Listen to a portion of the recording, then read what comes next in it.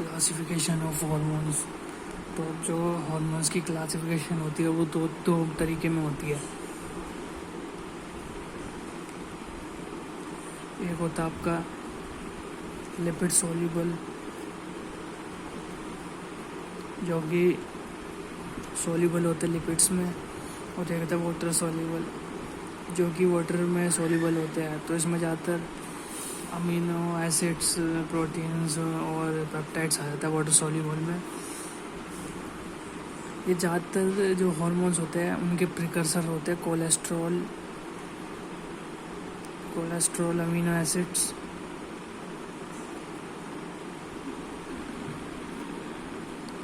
Acids और आपका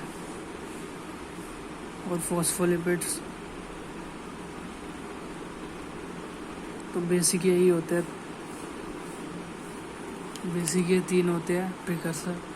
तो अब इन दोनों को समझते हैं, लिपिड सॉल्युबल और वाटर सॉल्युबल। तो जो लिपिड सॉल्युबल होते हैं, जैसे कि पहला हो गया स्टेरॉयड हार्मोन। तो यह इसका पहला एग्जांपल, जिसका प्रिकर्सर क्या है, कोलेस्ट्रॉल। और आपका दूसरा हो गया थायराइड हार्मोन। अब ये क्या प्रिकर्सर क्या है इसका, बनता कैसे है ये, अटैच्ड आयोडीन विद टायरोसिन। अब जो टायरोसिन होता है क्या होता है, टायरोसिन अमीनो एसिड होता है एक।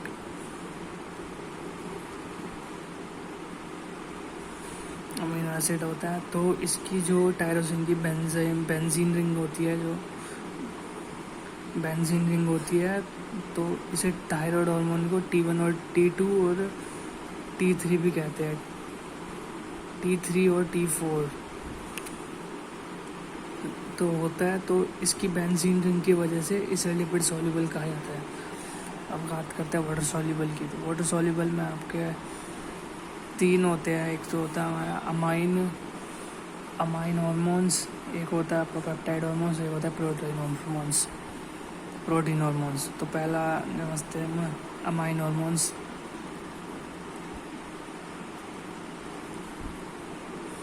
तो अमाइन हार्मोन्स में आपका ये हो गया कि जैसे हार्मोन्स बनते हैं, इसमें हार्मोन्स बनते हैं जैसे डीकार्बोक्सिलेशन या फिर modification of amino acids formed by इसे डीकार्बोक्सिलेशन है, ये समझ लेना। एंड मॉडिफिकेशन ऑफ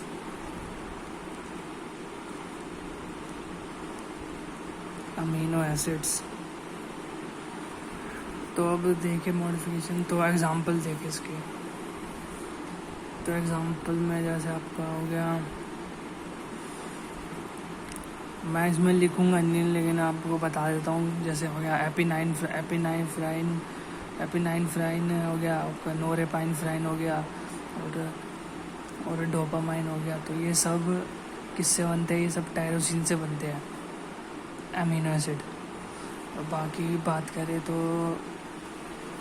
एक होता है हमारा सेरोटोनिन और होता है मेलाटोनिन, ये बनते हैं ट्रिप्टोफैन अमीनो एसिड से। और अगला देखें पेप्टाइड एंड प्रोटीन हार्मोन्स, ये प्रिकर्सर होते हैं अमीनो हार्मोन्स के पॉलीमर्स होते हैं। आपको ये तो पता ही होगा कि अमीनो एसिड होता है पहले, फिर आपका पेप्टाइड बनता है इससे, फिर वो पेप्टाइड से प्रोटीन बनता है। तो पेप्टाइड हार्मोन के एग्जांपल और प्रोटीन हार्मोन के एग्जांपल। पेप्टाइड हार्मोन के हमारे एग्जांपल हो जाता है, एक तो पेप्टाइड हार्मोन का एग्जांपल हो गया आपका जैसे एंटी डायरेटिक हार्मोन, और दूसरा ऑक्सीटोसिन। एंटी डायरेटिक हार्मोन और आपका ऑक्सीटोसिन। प्रोटीन हार्मोन के बारे में देखें तो एक तो प्रोटीन हार्मोन के बारे में देखें तो एक हो गया ग्रोथ हार्मोन,